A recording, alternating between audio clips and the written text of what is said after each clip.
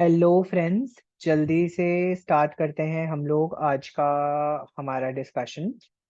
आप सब जानते हैं class 12th examination CBSE examination का सैम्पल पेपर लॉन्च हो गया है for the year 23-24, right.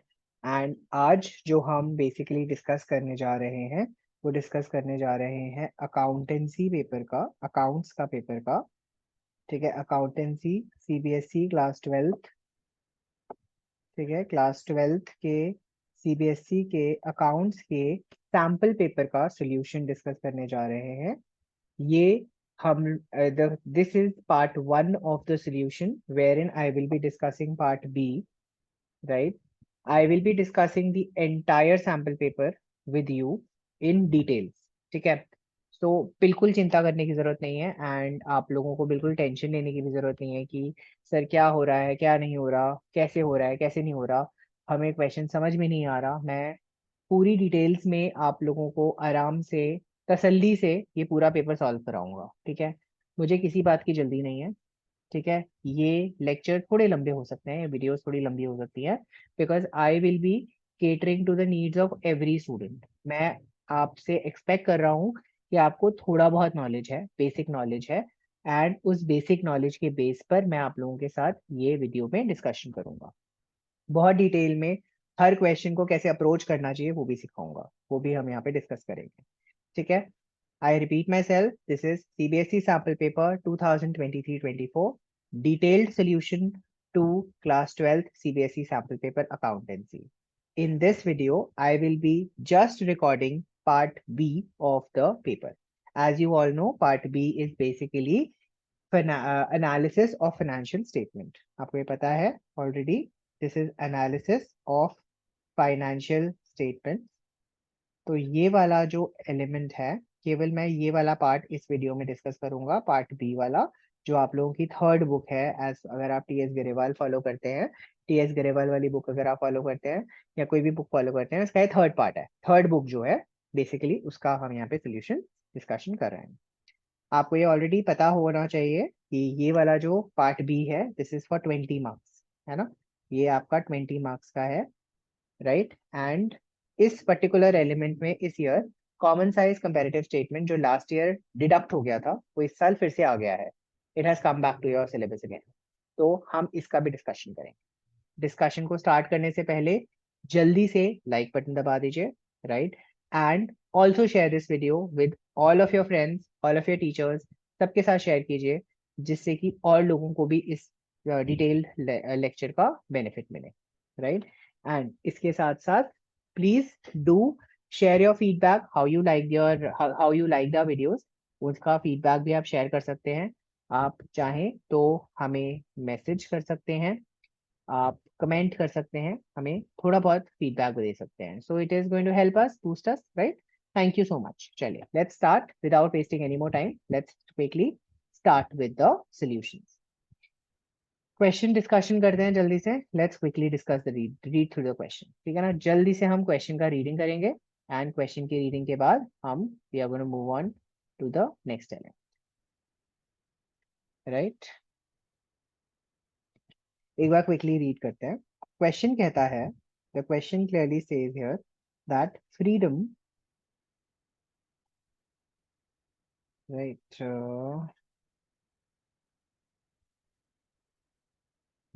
Sorry, okay. हमें क्वेश्चन कहता है that freedom to choose, freedom to choose method of depreciation, right. हम कोई भी मेथड ऑफ डेप्रिसिएशन को चूज कर सकते हैं। ठीक है, ये हमें फाइनेंशियल स्टेटमेंट एनालिसिस के कौन से लिमिटेशन से क्लैरिफाई देता है। सर अगर आप देखोगे हिस्टोरिकल एनालिसिस बोलता है कि हमारे जो बुक्स ऑफ अकाउंट्स हैं वो हिस्टोरिकल कॉस्ट पे, मतलब हिस्टोरिकल कॉस्ट पे मेजर होते हैं। तो ये तो बात करता है हिस्टोरिकल कॉस्ट के बारे में, तो ये तो डेफिनेटली नहीं हो सकता, राइट। ये हमारी किसके बारे में बात करता है? सर ये हमारी हिस्टोरिकल कॉस्ट के बारे में बात करता है, इसीलिए ये तो 110% नहीं हो सकता। सर बोलता है qualitative aspect ignored. Sir qualitative aspect ignored का मतलब होता है जहां पर हमने क्वालिटी को इग्नोर किया है, मतलब क्वालिटेटिव कैरेक्टरिस्टिक्स जैसे रेलेवेंस वगैरह, इन सब चीजों पे हमने क्वालिटीज पे को मतलब हमने केवल क्वांटिटेटिव एस्पेक्ट्स पे फोकस किया, क्वालिटेटिव एस्पेक्ट्स को फोकस नहीं किया। The quality was not impacted. Not free from bias, right. अगर आप देख सकते हो, नॉट फ्री फ्रॉम बायस हमारा यहाँ पे एक सोल्यूशन हो सकता है। क्यों यहाँ पे सोल्यूशन हो सकता है? क्योंकि जब हम मेथड ऑफ डेप्रिसिएशन खुद चूज कर रहे हैं, है ना, मेथड ऑफ डेप्रिसिएशन चूज करने की हमें फ्रीडम दी गई है।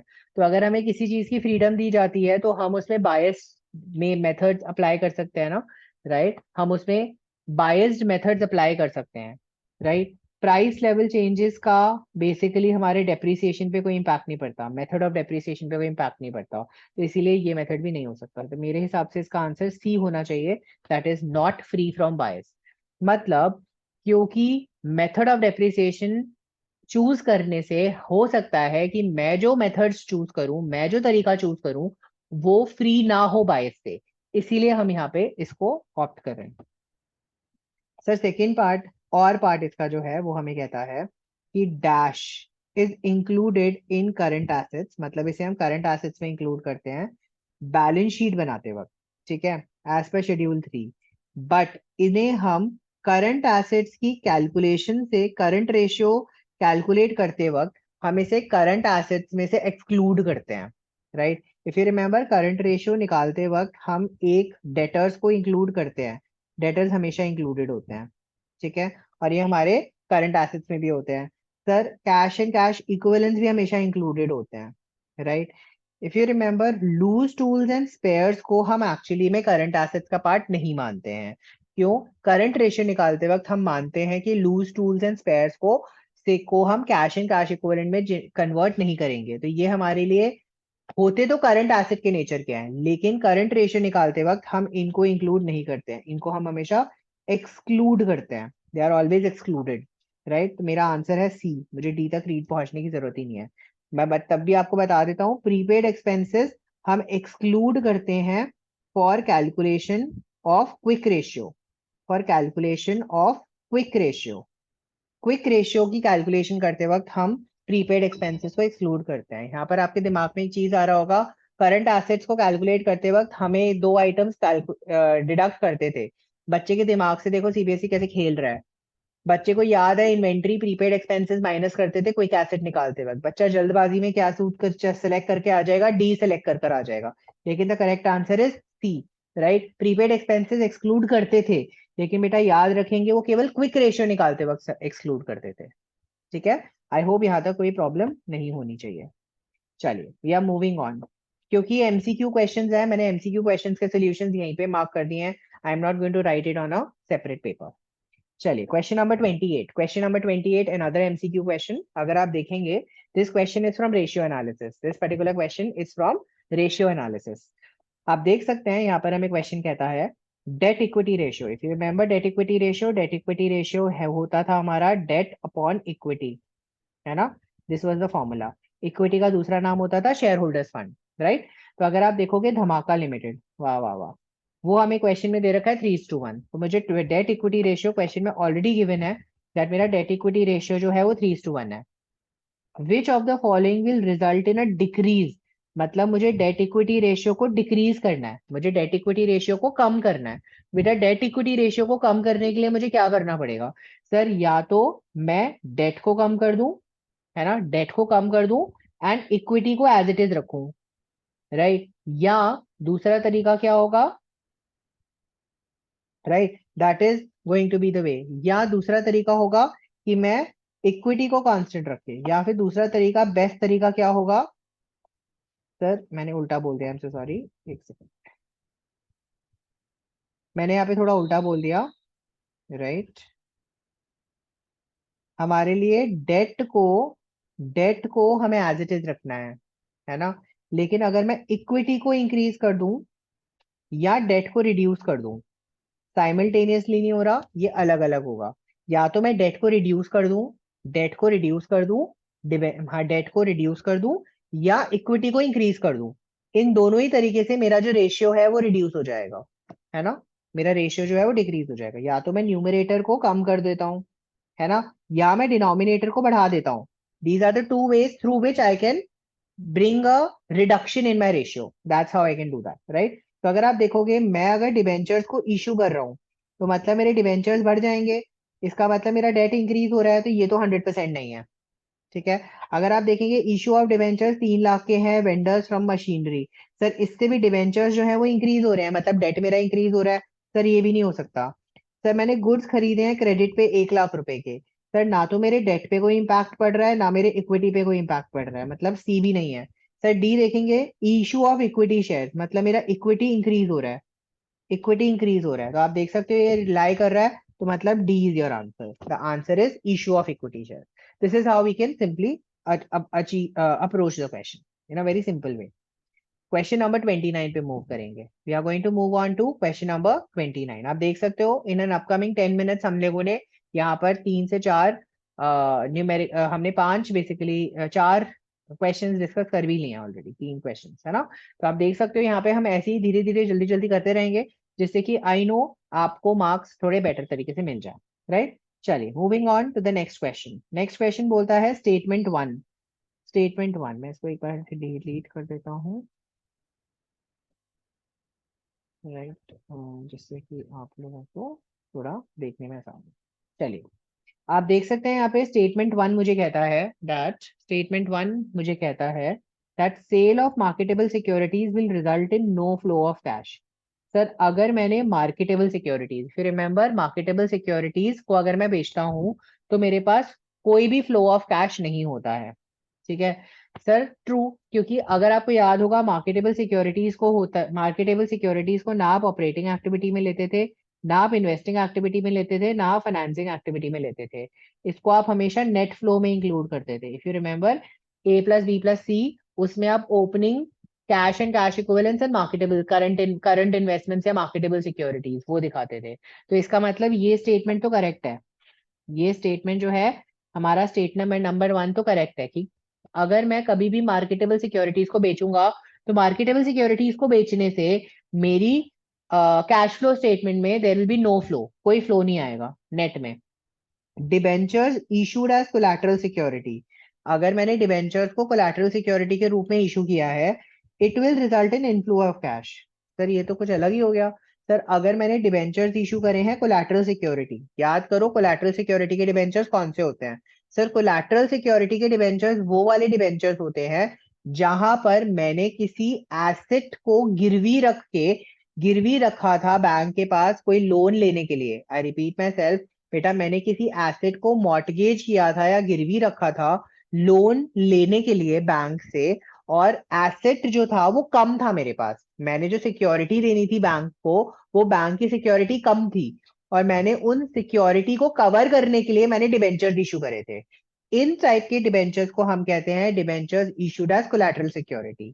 आई रिपीट माई सेल्फ, मैंने आपको कोलैटरल सिक्योरिटी का एक्सप्लेनेशन क्या दिया है, दैट अगर मैं जब कोई डिबेंचर्स इशू करता हूँ, ठीक है सर, ये डिबेंचर्स इशू क्यों कर रहा हूँ, बेटा फॉर एग्जाम्पल मैंने बोला मुझे स्टेट बैंक ऑफ इंडिया से एक लोन लेना था। Sir state bank of India से लोन लेना था तो लोन देते वक्त मैंने अपने थोड़े बहुत एसेट्स को मॉर्टगेज कर दिया। सर मैंने अपने थोड़े बहुत एसेट्स को मॉर्टगेज कर दिया मतलब मैं उन्हें सिक्योरिटी के रूप में गिरवी रख देता हूँ, सिक्योरिटी के रूप में उन्हें गिरवी रख देता हूँ। ठीक है कि भाई मेरे को 10 करोड़ रुपए का लोन चाहिए, तो एक काम करो आप मुझसे, मेरे पास ये 1 करोड़ रुपए का एसेट है, तो आप इस 1 करोड़ के एसेट को अपने पास मॉर्टगेज कर लो, है ना। तो बैंक को एक सिक्योरिटी मिल जाती है। लेकिन बेटा हमारा जो लोन अमाउंट है वो तो बहुत बड़ा है, लेकिन हमारी सिक्योरिटी बहुत छोटी है। तो बैंक कहती है कि एक काम करो, तुम जितना रिमेनिंग 9 करोड़ का आपका सिक्योरिटी कम है, उस 9 करोड़ के सिक्योरिटी के डिबेंचर्स इशू कर दो, उस 9 करोड़ के सिक्योरिटी के डिबेंचर्स इशू कर दो। तो बेटा व्हाट हैपेंस हियर इज, हम एक डिबेंचर को इशू कर रहे हो अगेंस्ट अ कोलैटरल सिक्योरिटी, मतलब कोलैटरल सिक्योरिटी के रूप में तुम डिबेंचर्स को इशू कर रहे हो। बेटा जब हम ऐसा कोई डिबेंचर इशू करते हैं against a collateral security, I repeat my self, जब भी हम कोई डिबेंचर इशू करते हैं एज अ कोलैटरल सिक्योरिटी, बेटा मैंने बैंक को 1 रुपया भी नहीं दिया, बैंक ने भी मुझे 1 रुपया नहीं दिया इस डिबेंचर के अगेंस्ट। बेटा लोन जो उसने दिया वो अलग है, लोन जो उसने मुझे दिया वो अलग था, लेकिन इस डिबेंचर के अगेंस्ट मुझे एक भी रुपया नहीं मिला। तो there is a no flow, there will be a no flow of cash. This is an imaginary item. This is like a fictitious item which is recorded in the balance sheet. This is like a fictitious item which is recorded in the balance sheet as a note. 90% cases में हम इसे disclaimer के रूप में balance sheet के नीचे notes to accounts में mention करते हैं, है ना। हम इसको रियल में बैलेंस शीट में कोई एसेट या लाइबिलिटी क्रिएट करके शो नहीं करते हैं। ऐसी सिचुएशन में अगर आप देख सकते हो, ये जो मेरी सेकेंड स्टेटमेंट है ये मेरी इनकरेक्ट हो गई। तो अगर आप देख सकते हो क्वेश्चन में मेरी स्टेटमेंट 1 करेक्ट है, स्टेटमेंट 2 इनकरेक्ट है, तो दैट मीन्स इसका आ गया आपका सी आंसर। ए नहीं है, बी नहीं है, डी नहीं है ना। आई होप कोई प्रॉब्लम नहीं है, आई होप कोई प्रॉब्लम नहीं है। Everything should be clear to you guys, है ना, राइट। चलिए, इसमें हमारे पास और पोर्शन भी दे रखा है, और पार्ट जो है वो हमें क्वेश्चन बोलता है that what will be the effect of issue of bonus shares. बेटा अगर मैं किसी भी कोई कंपनी बोनस शेयर इशू करती है, सर बोनस शेयर क्या होते हैं बेटा, हम अपने एग्जिस्टिंग इक्विटी शेयर होल्डर्स को, आई रिपीट माई सेल्फ, मैं हमारे करंट जो मेरी करंटली मेरी कंपनी में इक्विटी शेयर होल्ड कर रहे हैं बेटा, मैं उन्हें free of cost equity shares issue कर देता हूं। मैं उन्हें नए मुफ्त में फ्री में मैं उन्हें इक्विटी शेयर्स दे देता हूं, बिना पैसा रेज करे, बिना उनसे पैसा मांगे, है ना। तो जब भी मैं ऐसा कोई जब भी बिना पैसा रेज करे मैं उन्हें बोनस शेयर्स इशू कर देता हूं, मैं उन्हें इक्विटी शेयर्स इशू कर देता हूं।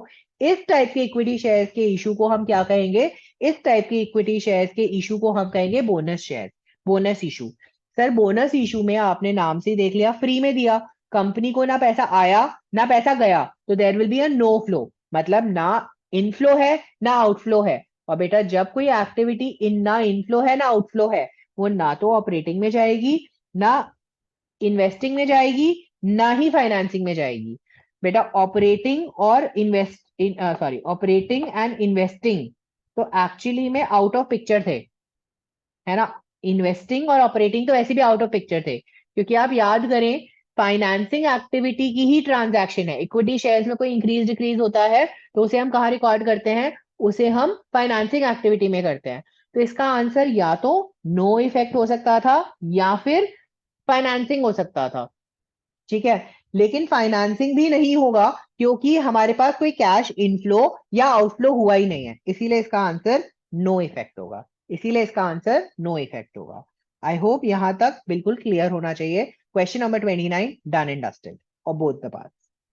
कमिंग टू क्वेश्चन नंबर 30, अगर आप देख सकते हैं question number 30 again from cash flow statement. आपको पता ही है आपके पैटर्न में कैश फ्लो स्टेटमेंट 8 मार्क्स का होता है। You will be given 2 questions of 1 marks each and you will be given a 6 mark question, जो लास्ट क्वेश्चन होता है पेपर का, राइट। तो अगर आप देखेंगे जल्दी से क्वेश्चन नंबर 30, इजी क्वेश्चन है, नथिंग मच टू वरी। बोलता है आदित्य सनराइज लिमिटेड को फॉलोइंग इन्फॉर्मेशन दी है। बेटा मेरे पास 10% बैंक लोन है, 23 में नील है, 22 में 1 लाख है, मतलब पिछले साल मेरे पास बैंक लोन 1 लाख था, इस साल वो जीरो हो गया। That means we have a repayment, I repeat myself, we have a repayment of loan. What do we have, we have a repayment of bank loan.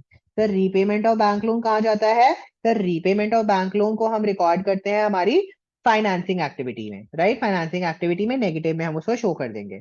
आपको बोला है additional information, equity share capital raised during the year 3 lakh. मैंने नए नए equity share issue करे हैं, these are new fresh issue of equity share, है ना। सर अगर आप देखोगे मैंने जो बैंक लोन का रीपेमेंट किया है वो 1 अप्रैल को किया है, that means there will be no interest paid, मतलब हम बैंक लोन पे कोई भी इंटरेस्ट पे नहीं करेंगे। सर मुझे डिविडेंड रिसीव हुआ है 20,000 का, और डिविडेंड प्रपोज्ड है 50,000 for 21-22 and 20,000 was approved by the share holders. हमारा जो हमारा प्रपोज डिविडेंड है वो केवल 20,000 अप्रूव हुआ है, राइट। अगर आप देखोगे बेटा हमारे पास यहाँ पे फ्रेश इशू आ जाएगा, फ्रेश इशू आ जाएगा 3 लाख, जो हमारा पॉजिटिव आंसर है। सर हमने रीपेमेंट किया है, सर हमने रीपेमेंट किया है लोन का, सर हमने रीपेमेंट किया है लोन का कितना, 1 लाख रुपीज, ठीक है सर। इसके साथ साथ अगर आप देखोगे हमने एक डिविडेंड रिसीव किया है, dividend received during the year. Dividend received during the year investing का पार्ट है सर, ये हमारा इन्वेस्टिंग एक्टिविटी का पार्ट है, क्योंकि हम डिविडेंड रिसीव कब करते हैं, जब मैंने कोई इन्वेस्टमेंट करी होगी, है ना। मैं डिविडेंड पे करता हूं अपने फाइनेंसिंग पे, है ना। अगर आप देखोगे प्रपोज डिविडेंड हमारा 20,000 जो अप्रूव्ड है, केवल वही यहाँ से डिविडेंड पे प्रपोज के नाम से हम यहाँ पे माइनस कर देंगे 20,000। अगर आप देखेंगे यहाँ पे 120 माइनस हुआ, that means your answer is 1,80,000। Sir the answer is D, 1,80,000। I hope ये क्वेश्चन भी आपको क्लियर होना चाहिए। Done and dusted. Simple financing activity पे एक सिंपल क्वेश्चन दिया है उन्होंने यहाँ पर। दो की पॉइंट से इंटरेस्ट वाला एलिमेंट, एक है dividend receive. This is the point जहां पर बच्चे बहुत ज्यादा गलती करते हैं। थर्ड पॉइंट जो है, डिविडेंड को वो यहाँ पे माइनस कर देते हैं और 20,000 और डिविडेंड माइनस कर देते हैं। बेटा remember, dividend received is a part of investing activity and not financing activity, right. You need to remember that very clearly. चलिए जी, अब आते हैं हम 3 mark, the first 3 marker question of this part, the first 3 marker question of this part, that is question number 31। अगर आप देख सकते हो ये हमारा पहला 3 मार्कर क्वेश्चन है and this is a very simple question as well. बहुत ही सिंपल क्वेश्चन है, कोई इसमें डिफिकल्ट पार्ट है ही नहीं। अगर आप देखोगे आपको बोला है क्लासिफाई करो फॉलोइंग आइटम्स को मेजर हेड्स एंड सब हेड्स में, है ना। मतलब आपको ये बताना है कि ये कौन सा मेरा मेजर हेड है और कौन सा मेरा सब हेड है। सब हेड अगर पॉसिबल है तो लिखे, हो तो लिखिए वरना मत लिखिए।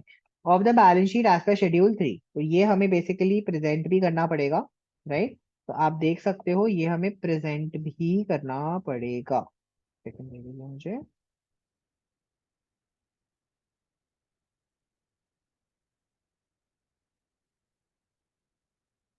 राइट। इसको मैं ऐसे कर देता हूँ, ये आ जाएगा, ठीक है। तो ये है हमारा question number 31। This is your question number 31, right. यहाँ पर आपको पता ही है इसकी प्रेजेंटेशन कैसे की जाती है। सर एक हम यहाँ पे लिखते हैं सीरियल नंबर, सर एक हम यहाँ पे लिखते हैं आइटम, यहाँ पे लिखते हैं हेडिंग और यहाँ पे लिखते हैं सब हेडिंग, ठीक है ना। ऐसे करके हम यहाँ पे एक छोटी सी टेबल बना देते हैं और ऐसे करके इसको प्रेजेंट कर देते हैं। टाइम बच जाता है हमारे पास बेसिकली ऐसे प्रेजेंट करने से। अगर आप देख सकते हो इसका फर्स्ट पार्ट क्या है, लूज टूल्स, ठीक है। लूज टूल्स अभी ऊपर ही हमने पढ़ा, loose tools it's a part of current asset. देख लो क्वेश्चन में ही दे रखा था, ऊपर के पार्ट में ही हमें दे रखा था करंट एसेट, ये तो मैं कंफर्म हूँ, ठीक है। लेकिन लूज टूल्स हमारा इन्वेंट्री का पार्ट होता है। हमारा करंट एसेट्स में सब हेडिंग है इन्वेंट्रीज, ठीक है। सर सेकेंड आइटम जो है हमें गिवन क्वेश्चन में गिवन है लोन रीपेएबल ऑन डिमांड, ठीक है। लोन रीपेएबल ऑन डिमांड, बेटा सोच के बोलना, इसमें सीधा दिमाग लगाओ। सर हमने current asset and current liability की डेफिनेशन पढ़ते वक्त सिंपल सिंपल बात ही पढ़ी थी कि जब भी कोई लायबिलिटी हम रीपे करने वाले हैं, मतलब जिसको हम रीपे करने वाले हैं या convertible into cash and cash equivalence होता है with in a period of 12 months, है ना, उसे हम करंट लायबिलिटी कहते हैं। अदरवाइज वो लॉन्ग टर्म लायबिलिटी हो जाती है ना, नॉन करंट लायबिलिटी हो जाती है। Sir current liability, sir loan repayable in demand, बेटा मैंने फॉर एग्जाम्पल आपको एक लोन दिया है, फॉर एग्जाम्पल मैंने आपको एक 10 लाख रुपए का लोन दिया है, दिया नहीं है असलियत में, ठीक है ना, थोड़ा मान लो ना, एग्जाम्पशन भी ले लिया करो। भाई दिया नहीं है असलियत में, ठीक है ना, तो इतना खुश मत होना कि अरे सर तो पैसा दे रहे हैं हमें, अरे सर तो पैसा दे रहे हैं हमें, ठीक है, खुशी मत आना, खुशी के लड्डू मत चलाओ, ठीक है। मैंने तुम्हें 10 लाख रुपए का एक लोन दिया है, ठीक है। लेकिन बेटा लोन देते वक्त मैंने तुझे कंडीशन दे दी, मैंने आपको एक कंडीशन दिया। क्या कंडीशन दिया, सर मैंने बोला कि भाई जब मैं तेरे को लोन दे रहा हूं, ठीक है, ये मैं लोन तेरे से कभी भी मांग सकता हूँ। हो सकता है मैं तुझसे कल ही पैसा मांग लूं वापस, हो सकता है मैं तुझसे 10 साल तक पैसा ना मांगू, तो मेरी मर्जी, जब मुझे जरूरत होगी, जब मैं चाहूंगा, तब तेरे को ये पैसा देना पड़ेगा, ठीक। सोचो बेटा अपने दिमाग से लगाकर, मैं इस लोन को किस तरीके से रिकॉर्ड करूं। बेटा सर तो ये कभी भी लोन मांग सकते हैं, सर का भरोसा थोड़ी है, सर तो वैसे भी आजकल बुढ़े हो रहे हैं, क्या सटक रहे हैं, ये तो पता नहीं कभी भी दिमाग इनका सटक जाता है, ठीक है ना, कभी भी पैसा मांग सकते हैं, कभी भी पैसा मांग सकते हैं। तो क्या ये 12 महीने के अंदर अंदर भी पैसा मांग सकते हैं क्या, बिल्कुल मांग सकते हैं सर, ये पैसा बिल्कुल 12 महीने के अंदर मांग सकते हैं। तो सर इसका मतलब ये कैश एंड कैश इक्विवेलेंट में कन्वर्टेबल है, सेलेबल है, तो मतलब ये हमारे लिए क्या हो जाएगा सर, ये हमारे लिए करंट लायबिलिटी हो जाती है। क्या हो जाती है सर, ये हमारे लिए करंट लायबिलिटी हो जाती है। सर क्योंकि ये करंट लायबिलिटी है और एक लोन है, तो इसका मतलब ये हमारे लिए क्या हो गया, शॉर्ट टर्म बोरोइंग हो गया। सर ये हमारे लिए क्या हो गया, सर ये हमारे लिए शॉर्ट टर्म बोरोइंग्स हो गया। ठीक है, आई होप यहां तक कोई प्रॉब्लम तो नहीं है। सर नेक्स्ट बोलता है provision, provision for retirement benefits. बेटा रिटायरमेंट बेनिफिट्स के जो प्रोविजंस हम बनाते हैं, इन्हें मैंने पढ़ाते वक्त भी आपको बताया था, ये हमारे लिए नॉन करंट लायबिलिटीज में आते हैं और इन्हें हम लॉन्ग टर्म प्रोविजन, क्योंकि प्रोविजंस है ना ये, तो ये हमारे लॉन्ग टर्म प्रोविजंस में रिकॉर्ड किए जाते हैं। ठीक है, आई होप यहां तक कोई डाउट नहीं होना चाहिए। Sir fourth point, fourth point हमें बोला है प्रीपेड इंश्योरेंस। अरे ये क्या हो गया सर, प्रीपेड इंश्योरेंस अगेन आपको पता है ना, प्रीपेड एक्सपेंस क्या होता है सर, वो तो हमेशा से करंट एसेट होता है, तो हमने इसको करंट एसेट में नोट कर दिया। सर लेकिन ये कौन से करंट एसेट में है सर, हमारे पास प्रीपेड इंश्योरेंस, प्रीपेड एक्सपेंसेस जो भी होते हैं वो हमारे लिए अदर करंट एसेट्स का पार्ट होते हैं, अदर करंट एसेट्स का एलिमेंट का पार्ट होते हैं। सर इसके बाद में हमें बोला capital advances. Sir capital advances क्या होते हैं बेटा, फॉर एग्जाम्पल कई बार मैं लोन लेने की बजाय लोन दे देता हूं। Instead of taking up a loan, what I do it, I give up a loan. मैं एक लोन दे देता हूं किसी और कंपनी को, किसी पर्टिकुलर एम्प्लॉय को, किसी पर्टिकुलर एंटिटी को। ठीक है, तो ये जो लोन्स मैं दे रहा हूं, एडवांसेस मैं दे रहा हूं, उन एडवांसेस को मैं कैपिटल एडवांसेस कहता हूं। जो मैं ये लोन किसी इंसान को दे रहा हूं, उन एडवांसेस को, उन लोन्स को जब मैं पे कर देता हूं, उन पेमेंट्स को मैं कहता हूं कैपिटल एडवांसेस। ये हमारे लिए नॉन करंट एसेट्स होते हैं, ये हमारे लिए क्या होते हैं, नॉन करंट एसेट्स होते हैं, और ये हमारे लिए long term loans and advances में आते हैं। ठीक है, ये हमारे लिए long term loans and advances की सब हेडिंग में आते हैं।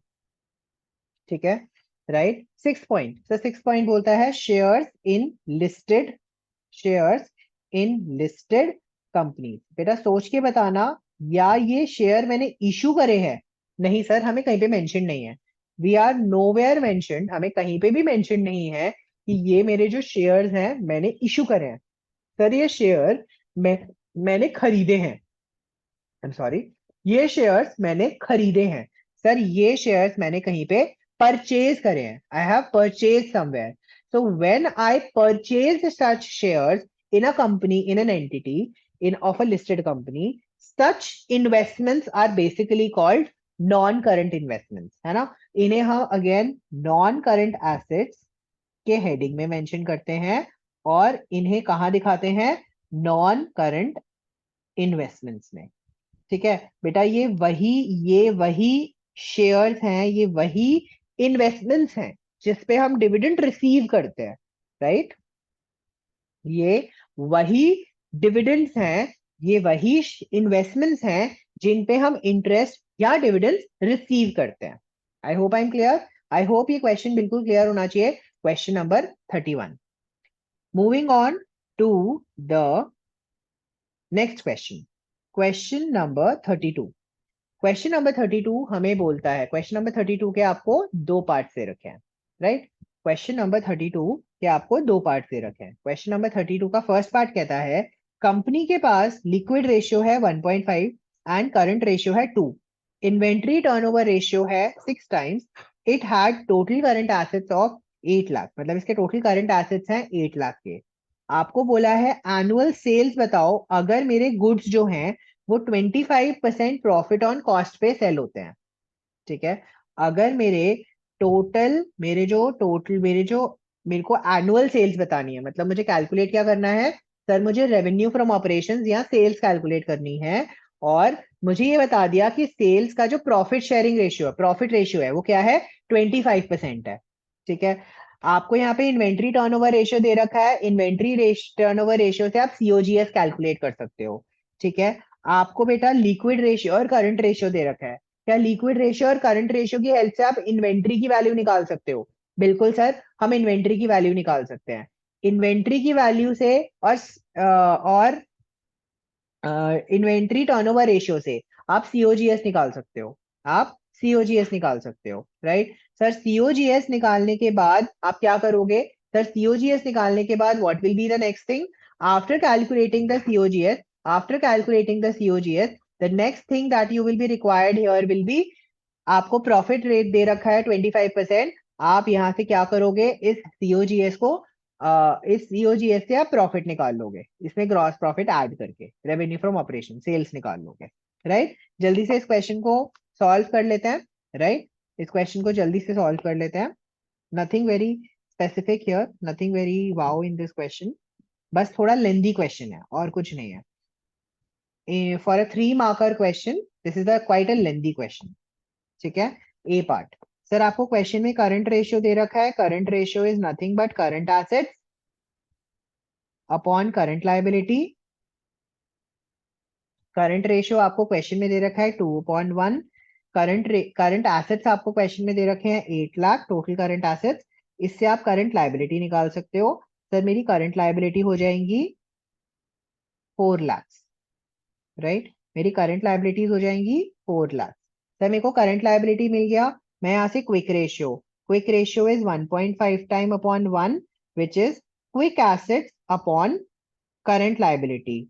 Sir, I know that 1.5 times into 4 lakh जो मेरी current liability है is equal to current asset minus inventory, क्योंकि मुझे पता है कि quick asset is equal to current asset minus inventory, है ना। ये मुझे क्वेश्चन में ऑलरेडी मेंशन्ड है, राइट। तो I will simply just quickly calculate that. मेरे को पता है मेरे लिक्विड एसेट्स जो है वो 6 लाख हो जाएंगे। This is 6 lakh, this is 8 lakh and this is inventory. So we can calculate inventory. Inventory is equal to 8 lakhs minus 6 lakhs which is equal to 2 lakhs, है ना। तो बेटा मुझे इन्वेंट्री पता चल गई। सर क्योंकि मुझे यहाँ पे ओपनिंग एंड क्लोजिंग इन्वेंट्री के बारे में मेंशन नहीं है, तो क्या मैं मान सकता हूँ यही मेरी एवरेज इन्वेंट्री है? सर यही मेरी एवरेज इन्वेंट्री है, यही मैं एग्जाम्पशन ले सकता हूँ। मेरे को इन्वेंट्री टर्नओवर रेशियो क्वेश्चन में दे रखा है 6 times which is equal to COGS upon average inventory, ठीक है। Sir 6 into 2 lakhs is equal to COGS, that means COGS is equal to 12 lakhs, है ना। In the question COGS is equal to 12 lakhs, right? I hope यहाँ तक question बिल्कुल clear होना चाहिए। Sir मेरा COGS निकल गया। सर मुझे ये पता है कि मेरा ग्रॉस प्रॉफिट जो है this is 25%। I am so sorry once again, मेरा ग्रॉस प्रॉफिट जो है वो कितना है? 25% ऑन कॉस्ट। मेरा ग्रॉस प्रॉफिट है 25% ऑन कॉस्ट। तो इसका मतलब 25% of 12 lakh which is equal to 1/4 is 3 lakh, है ना। तो मेरा जो सेल्स हो जाएगा that would be COGS plus GP which is 12 lakh plus 3 lakh, that is 15 lakhs. That is going to be 15 lakhs.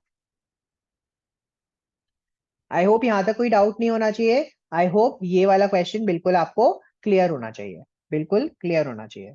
इसी का बी पार्ट देख लेते हैं, और आसान पार्ट है ये तो। बोलता है debt to capital employed ratio निकालना है। Debt to capital employed ratio, shareholder fund, debentures, non current asset, current assets आपको क्वेश्चन में दे रखा है। तो you know debt to capital employed ratio क्या होता है? Debt to capital employed ratio क्या होता है बी पार्ट में? Debt to capital employed ratio is equal to debt upon capital employed, है ना। डेट अपॉन कैपिटल एम्प्लॉयड, ठीक है। आपको क्वेश्चन में बता दिया कैपिटल एम्प्लॉयड कितना है। सर कैपिटल एम्प्लॉयड क्वेश्चन में दे रखा है हमें कितना? सर कैपिटल एम्प्लॉयड हमें क्वेश्चन में दे रखा है, एक second, just give me a second. Capital employed हमें क्वेश्चन में डेट हमें क्वेश्चन में दे रखा है 7,50,000, और कैपिटल एम्प्लॉयड हमें क्वेश्चन में कितना दे रखा है? 15 lakh plus 7,50,000, right? 15 lakh plus 7,50,000, so that's going to be 22,50,000. तो हम यहाँ पे बस इसी में फॉर्मूले में पुट करेंगे, हमें हमारे आंसर्स मिल जाएंगे। 7,50,000 डिवाइडेड बाय 22,50,000। 4 जीरो से 4 जीरो कट गए, 75 कट जाएगा 225 से, ये कट जाएगा 15 से, 5/15 और 1/3, तो 0.33:1, that's the ratio. I hope कोई प्रॉब्लम नहीं है, राइट? आई होप ये क्वेश्चन आपको बिल्कुल क्लियर होना चाहिए, राइट? आई होप यहाँ तक कोई डाउट नहीं होना चाहिए, everything should be very clear. This is a simple question, nothing much to be done. बेटा क्वेश्चन में यहाँ पर बच्चे गलती क्या करते हैं, डेट टू कैपिटल एम्प्लॉयड दे रखा है, क्लियरली कैपिटल एम्प्लॉयड मेंशन है, that means this is not debt equity ratio, this is not debt equity ratio. Sir यहाँ पे हमें क्वेश्चन में बोला है डेट टू कैपिटल एम्प्लॉयड, हमें पता ही है क्वेश्चन में कैपिटल एम्प्लॉयड क्या होता है। Capital employed is all the long term debts plus the share holders fund, जो हमने पैसा लगाया है कंपनी के अंदर, तो वो हमारे लिए कैपिटल एम्प्लॉयड होता है, तो वही हम यहाँ पे चार्ज कर रहे हैं और कुछ नहीं कर रहे, राइट? आई होप यहाँ तक आपको क्लियर होना चाहिए, बिल्कुल कोई डाउट्स नहीं होने चाहिए, राइट?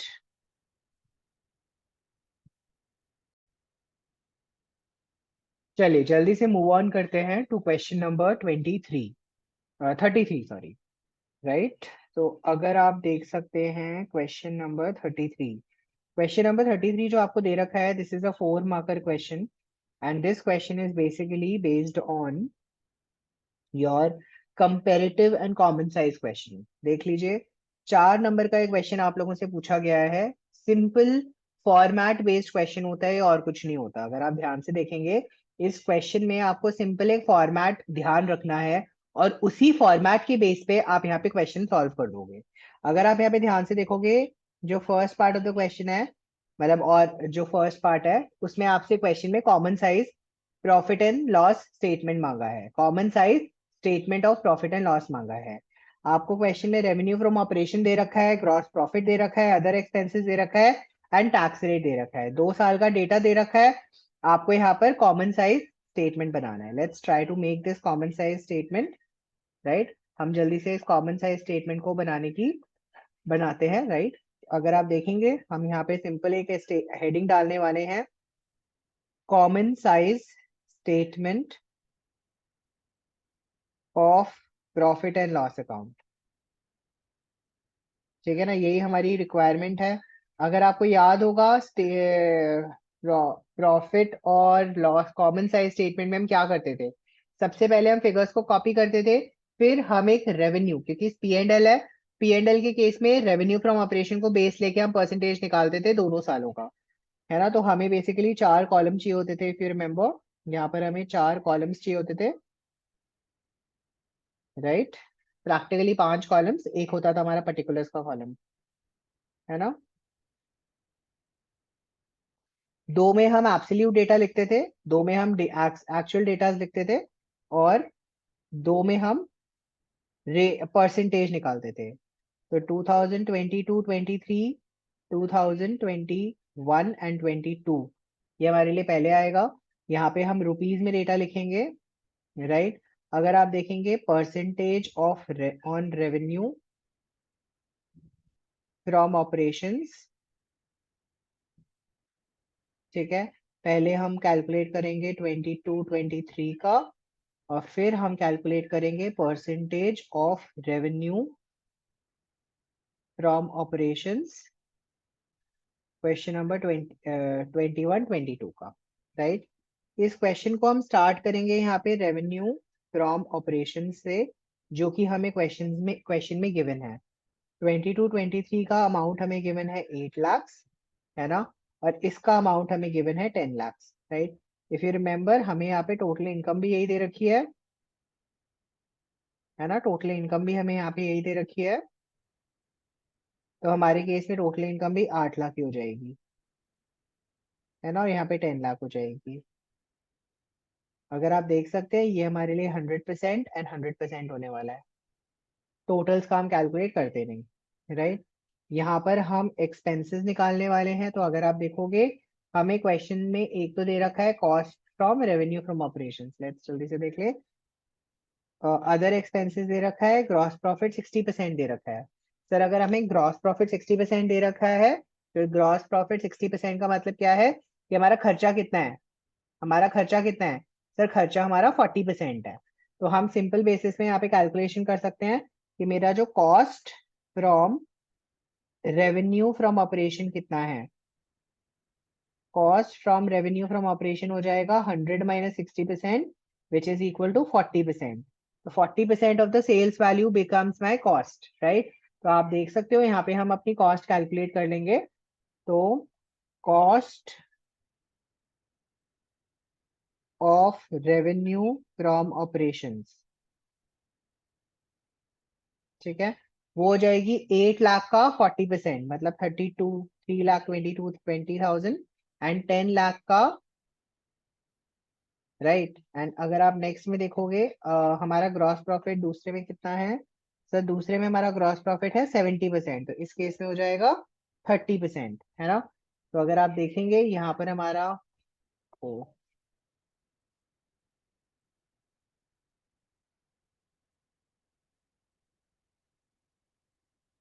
अगर आप देखेंगे यहाँ पर हमारा जो रेवेन्यू होगा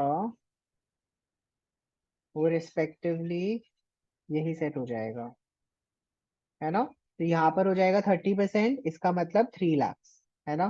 सर जब मैं इसका परसेंटेज कैलकुलेट करूंगा तो अगर आप देखेंगे ये हो जाएगा 3 लाख डिवाइडेड बाय 30%, ये हो जाएगा 40%, राइट। आपको क्वेश्चन में अदर एक्सपेंसेस गिवन है, अदर एक्सपेंसेस गिवन है 2,20,000 एंड 2,60,000। अगर आप देखोगे यहाँ पे मेरे पास टोटल एक्सपेंसेस कितने हो जाएंगे? सर टोटल एक्सपेंसेस हो जाएंगे 5,40,000 एंड 5,60,000 रिस्पेक्टिवली, राइट। इसके परसेंटेजेस भी साथ साथ कैलकुलेट कर लेंगे, जो हमारे लिए कैलकुलेट होकर आएंगे कितने आएंगे। अगर आप देखेंगे 2,20,000 डिवाइडेड बाय 8 लाख इंटू 100, तो अगर आप देखोगे यहाँ पर हमारे पास क्या आ जाएगा? 27.5%। कैलकुलेशन ही है इसमें, इस क्वेश्चन में और कुछ नहीं होती। 2,60,000, तो ये आ जाएगी हमारे पास 32.5%। अगर आप देखोगे यहाँ पर मैं इसकी एग्रीगेशन कर सकता हूँ, आई एम सो सॉरी, यहाँ पर 26% होगा, डिवाइड बाय 10 लाख होगा। यहाँ पर आ जाएगा हमारे पास 67.5%, और यहाँ पर आ जाएगा 56%। बेसिकली बेटा हमने इसका टोटल कर दिया, है ना, क्योंकि ये इसका टोटल ही होता है ना। अब अगर आप देखेंगे नेक्स्ट अमाउंट हमें क्या बोल रखा है? प्रॉफिट, है ना। हम यहाँ पे क्या निकाल लेंगे नेक्स्ट में? टोटल एक्सपेंसेस निकल गया। अब हम यहाँ पे नेक्स्ट क्या निकाल सकते हैं? सर यहाँ पे हम प्रॉफिट निकाल सकते हैं। This is going to be profit before tax. तो मेरा प्रॉफिट बिफोर टैक्स क्या होगा? Sir expenses minus income, that will be how much? 2,60,000, इधर में हो जाएंगी 4,40,000। तो सर ये तो मेरे लिए बहुत क्लियर है, 44%। सर मैं 100 माइनस 67.5% करूंगा तो मेरे को 32.5% मिल जाएगा। बेसिक दिमाग लगा लूंगा यहाँ पे, है ना। सर इसमें से माइनस कर दूंगा tax expense. Sir tax expense हमें 50% ऑलरेडी क्वेश्चन में दे रखा है, तो ये हो जाएगा 1,30,000 और ये हो जाएगा 2,20,000। सर इसका मुझे कैलकुलेशन करना है, इनका हाफ हाफ कर दूंगा, 16.25% एंड 22%। देख सकते हो फाइनल आंसर भी मेरे पास जो आने वाला है वो भी यही आने वाला है, राइट। मैंने जब इसका टोटल कर दिया, यहाँ पे मेरा अमाउंट आ जाएगा 13 लाख 1,30,000 एंड 2,20,000, ठीक है। ये हमारा आ जाएगा प्रॉफिट आफ्टर टैक्स। एंड आप देख सकते हो हमारा यहाँ पर जो कॉमन साइज स्टेटमेंट है वो हमारा यहाँ पे रेडी हो गया है। चाहो तो यहाँ पे भी 100 लिख सकते हो, क्योंकि यही एक इकलौता फिगर है जो रह गया है, right. This is how we are going to make the common size profit and loss का statement.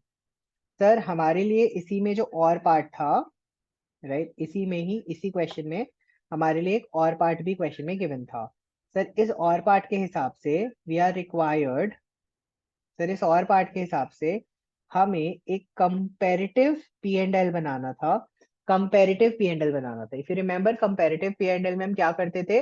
Comparative P and L में हम एब्सोल्यूट चेंज और प्रोपोर्शनेट चेंज निकालते थे। तो अगर आपको याद होगा, this is how we used to work.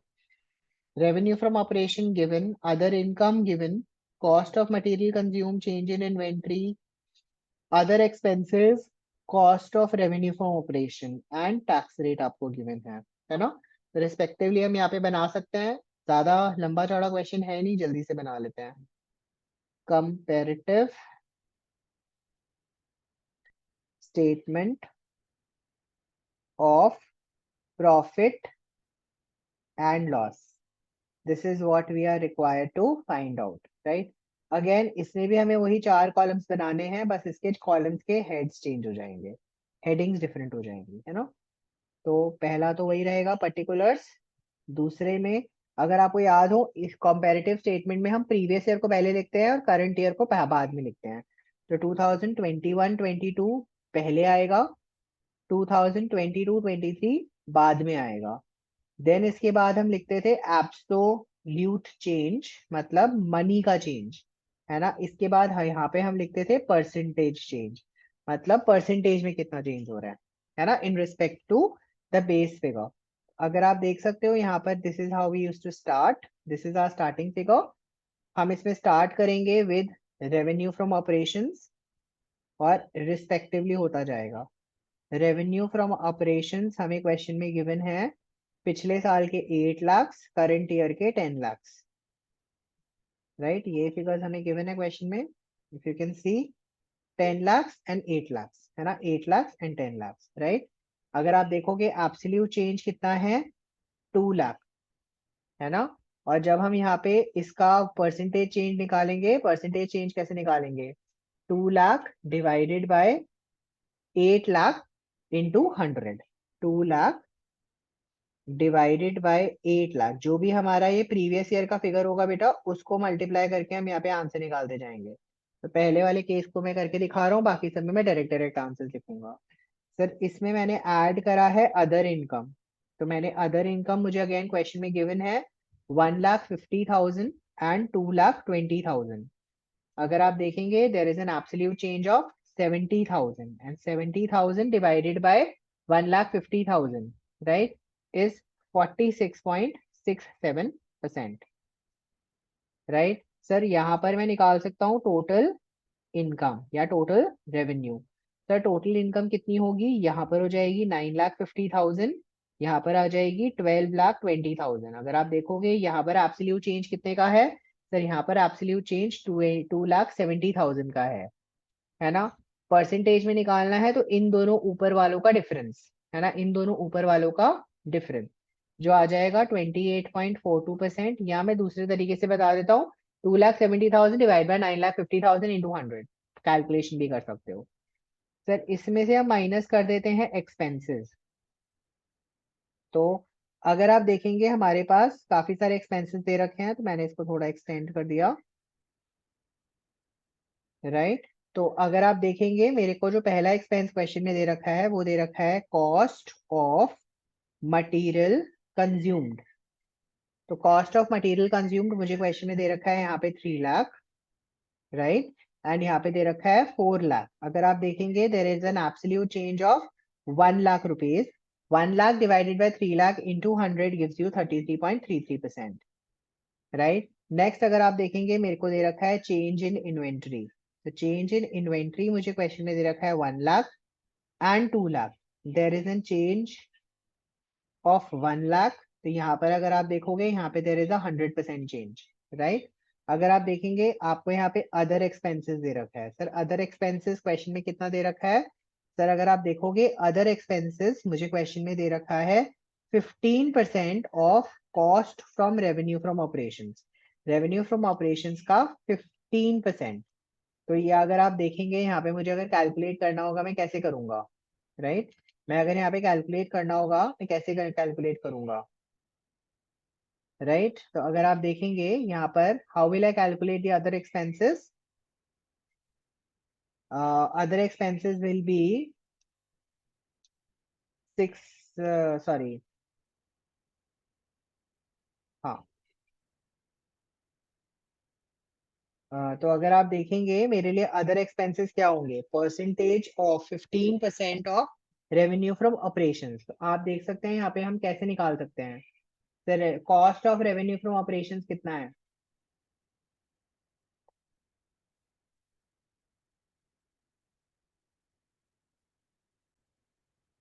Okay, जैसा कि आप देख सकते हो हमारे लिए other expenses, now other expenses से रिलेटेड ना एक छोटा सा मुझे इसमें गड़बड़ी लग रहा है। बिकॉज जो हमारा मार्किंग स्कीम है उस मार्किंग स्कीम में ये जो कैलकुलेशन करी हुई है इन्होंने यहाँ पर, ये कैलकुलेशन करी हुई है 25% और 20% के हिसाब से। लेकिन मैंने इसी आंसर के हिसाब से कैलकुलेशन करी है जहां पर ये लिया है, where in I have taken this as 10% and this as 15%।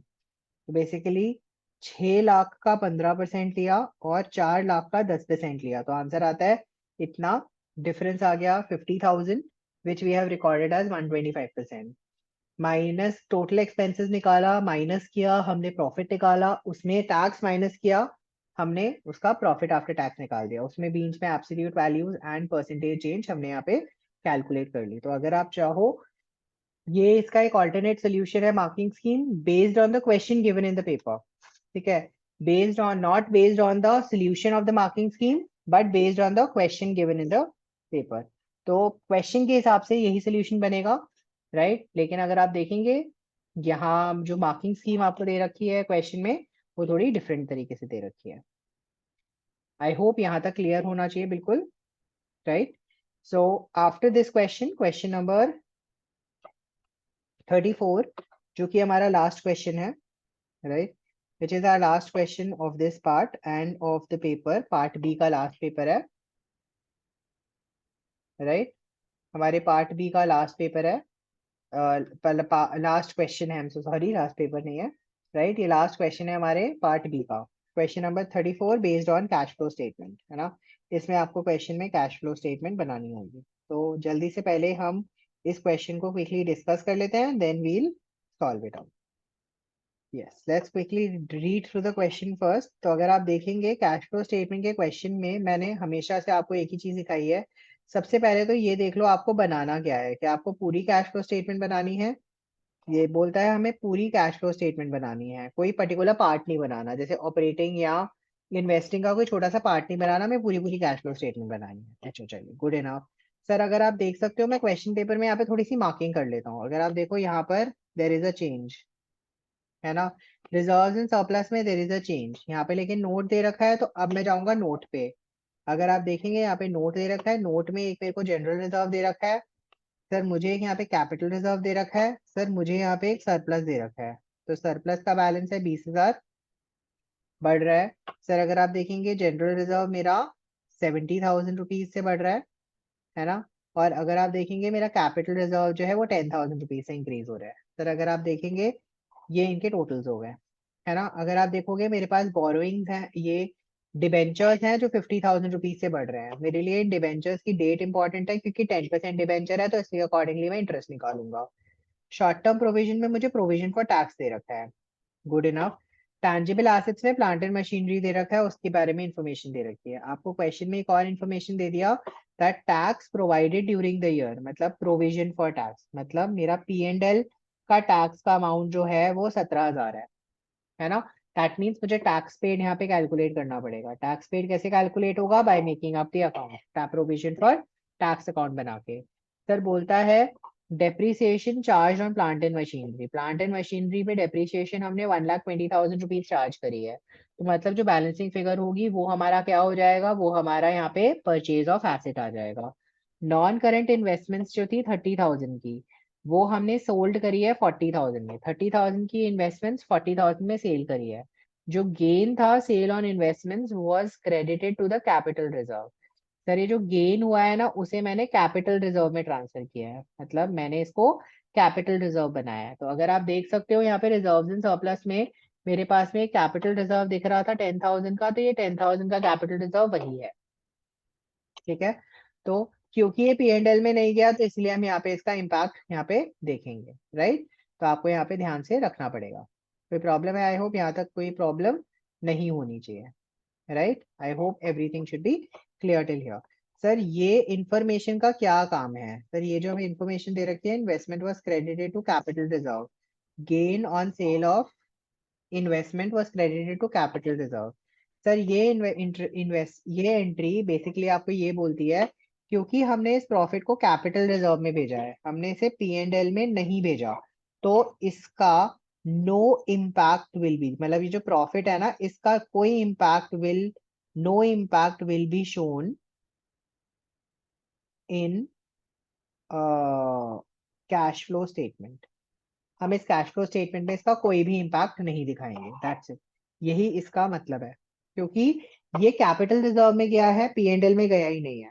Sir क्योंकि पी एंड एल में नहीं गया इसीलिए पी एंड एल को कोई इम्पैक्ट नहीं किया, हमने इसको पी एंड एल में भी शो नहीं किया, इसको सीधा कैपिटल प्रॉफिट्स में रिकॉर्ड कर लिया, तो हेंस हम इसका इम्पैक्ट यहाँ पे शो नहीं करेंगे, राइट। ऑल वेल, जल्दी बता दीजिए, आई होप यहाँ तक कोई प्रॉब्लम नहीं होनी चाहिए।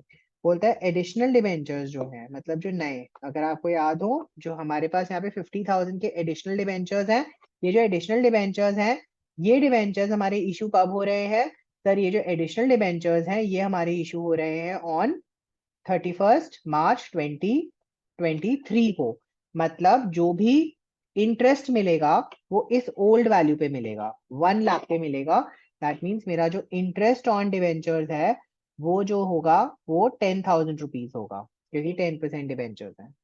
सर अगर आप देखोगे और कोई बड़ी एडजस्टमेंट नहीं दे रखी, नॉन करेंट इन्वेस्टमेंट्स की वैल्यू यहाँ पे दे रखी है, इन्वेंट्री, ट्रेड रिसीवेबल्स, यहाँ पे देखेंगे शॉर्ट टर्म प्रोविजंस दिखा रहा है, ट्रेड पेएबल्स दिखा रहा है, शॉर्ट टर्म प्रोविजंस हम ऑलरेडी, ये आपका वही प्रोविजन फॉर टैक्स आपको गिवन है क्वेश्चन में, है ना। लॉन्ग टर्म बोरिंग में आपको डिबेंचर्स गिवन है और ट्रेड पेएबल्स आपका करंट लायबिलिटी है, ठीक है। इसके अलावा बहुत ही सिंपल सा क्वेश्चन है, nothing much to do, right. जल्दी से इस क्वेश्चन को हम सॉल्व कर लेते हैं, राइट।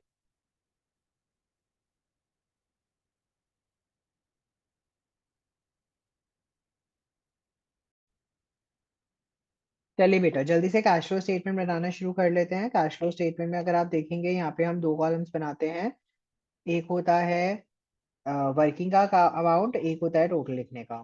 तो हम यहाँ पे सबसे पहले स्टार्ट करेंगे cash flow from operating activities, cash flow from operating activities से। अगर आप देखेंगे cash flow from operating activities में सबसे पहले आपके पास क्या आएगा? सर सबसे पहले मेरे पास आएगा यहाँ पे सरप्लस का डिफरेंस। तो अगर आप देखोगे क्वेश्चन में सरप्लस का डिफरेंस आपको क्वेश्चन में दे रखा है कितना, वी जस्ट कैलकुलेटेड इट, कितना अमाउंट आया था? सरप्लस सरप्लस का डिफरेंस था 20,000, 20 एंड 70।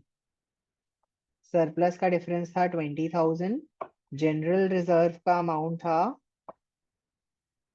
जनरल रिजर्व का अमाउंट था हमारे पास 80,000, राइट। जहां तक मुझे याद है 80,000 था, सॉरी 70,000।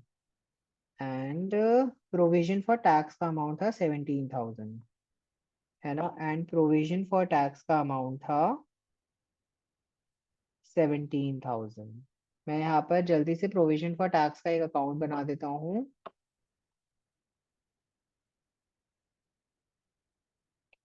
प्रोविजन फॉर टैक्स का एक अकाउंट बनेगा यहाँ पे, if you can notice that. आपको यहाँ पे प्रोविजन फॉर टैक्स के लिए आपको यहाँ पे क्या दे रखा है? By balance BD is given to you as 28,000 to balance CD आपको क्वेश्चन में दे रखा है 30,000। आपको यहाँ पे दे दिया P&L 17,000, तो यहाँ पे मेरे पास बैंक में बैलेंसिंग फिगर आ जाएगा जो हो जाएगा 15,000, because this is going to be 45,000,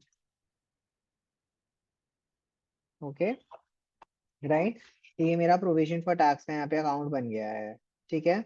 अगर आप देखेंगे ये हो जाएगा मेरा net profit before extra ordinary items.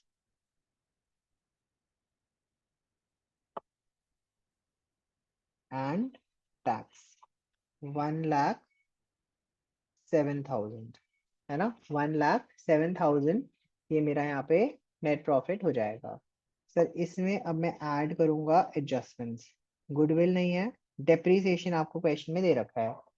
आपको एक तो दे रखा है यहाँ पे डेप्रीसिएशन, डेप्रीसिएशन का अमाउंट आपको क्वेश्चन में ऑलरेडी दे रखा है 1,20,000। उसके साथ साथ एक इंटरेस्ट ऑन डिबेंचर्स, ये मैं ऑलरेडी कैलकुलेट कर चुका हूँ 10,000। 1,00,000 क्योंकि आपको बता दिया कि जो नए डिबेंचर इशू हुए हैं वो 31 मार्च को हुए हैं। अगर आप देखेंगे मैं यहाँ पे एक प्लांट एंड मशीनरी का अकाउंट बना दूंगा, वो भी एक छोटा सा बेसिक अकाउंट बनेगा, टू बैलेंस बीडी। ठीक है ना, टू बैलेंस बीडी कितना अमाउंट बनेगा 4,90,000 गिवन टू यू।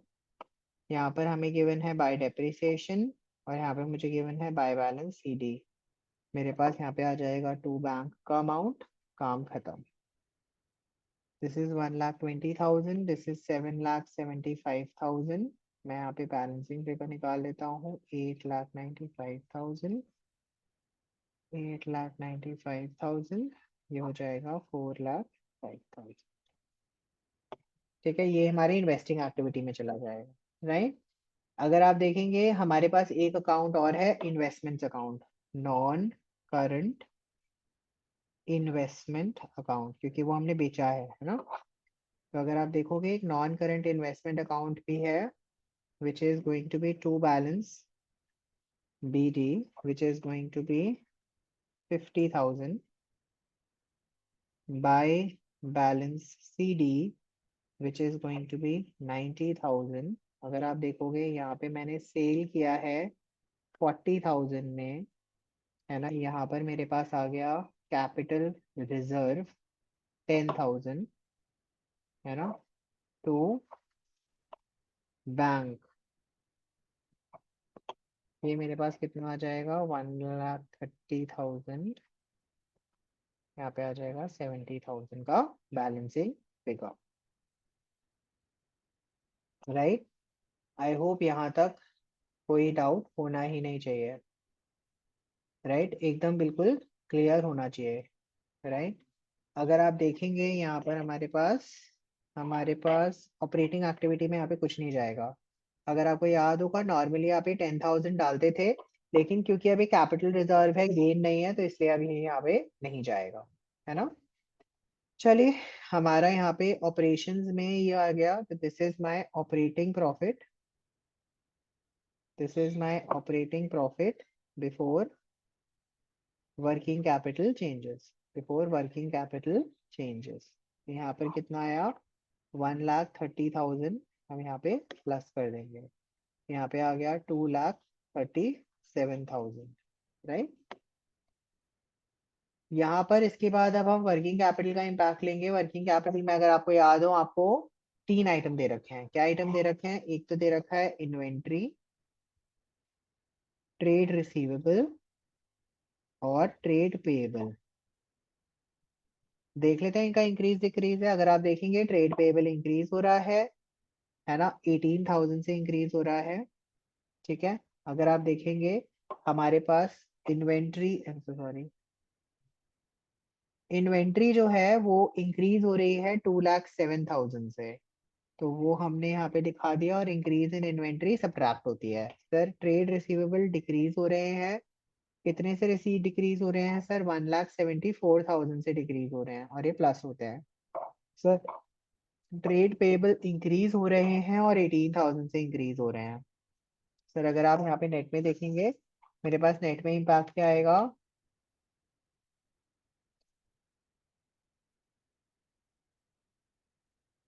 सर अगर आप देखेंगे यहाँ पे मेरे पास 15,000 का नेगेटिव इम्पैक्ट आएगा। This is my net cash generated, ठीक है, which is going to be 2,22,000, ठीक है। इसमें से मैं मेरा टैक्स पेड माइनस कर देता हूँ। टैक्स पेड कितना है? 15,000, राइट। तो मेरे पास आ गया net cash flow from operating activities, right?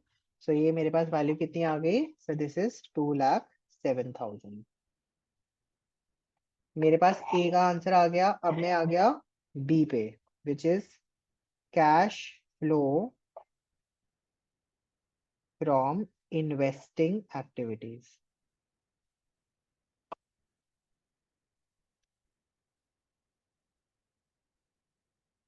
अगर आप देखेंगे cash flow from investing activities में एक तो मेरे पास है परचेज ऑफ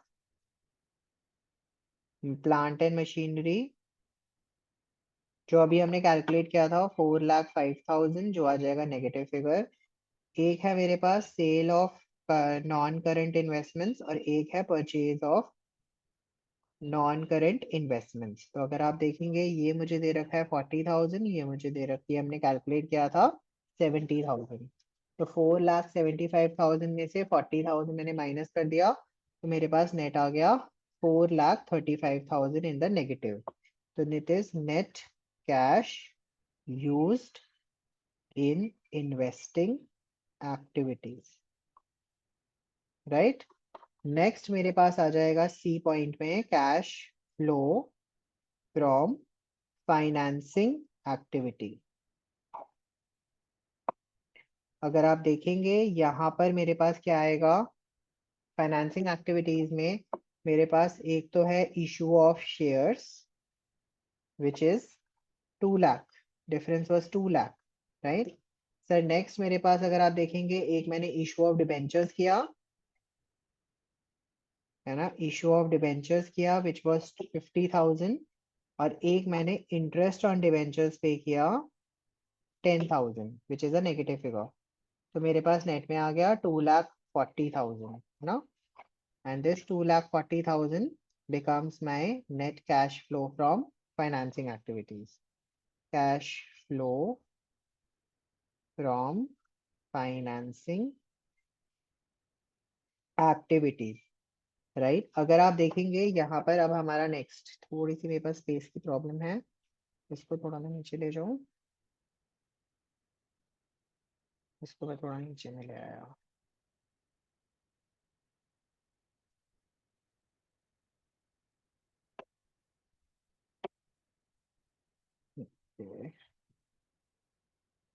ठीक है.